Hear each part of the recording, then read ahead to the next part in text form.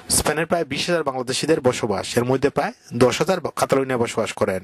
এইসব বাংলাদেশিরা দূতাবাসের বিভিন্ন কাজে মাদ্রিদে গিয়ে করাতে হয়। এতে করে বাংলাদেশিদের নানান দুর্ভোগের শিকার হতে হয়, এমনকি অবৈধ বেশি হলে পুলিশে ধরে নিয়ে যায়।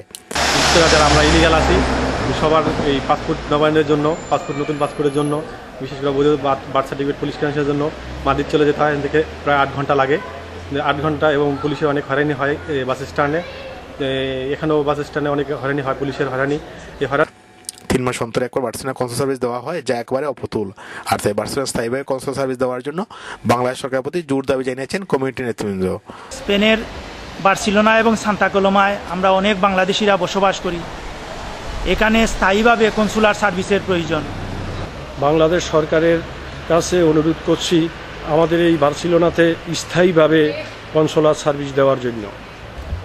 বার্সেলোনা স্থায়ীভাবে কনসুল সার্ভিসের ব্যাপারে জানতে চাইলে বাংলাদেশ দূতাবাসের কনসুলার চিরঞ্জিত সরকার বলেন, আমাদের মাননীয় রাষ্ট্রদূত মহোদয় এ ব্যাপারে খুবই সচেতন এবং ওনার চেষ্টাতেই মূলত এরকম আমরা প্রতি মাসে বা 3 মাস অন্তর দিতে পারতেছি। এবং উনি আমাকে বলেছে যে আগামী মাসেও হয়তো একটি কনসুলার সার্ভিস দিতে আমরা আসব।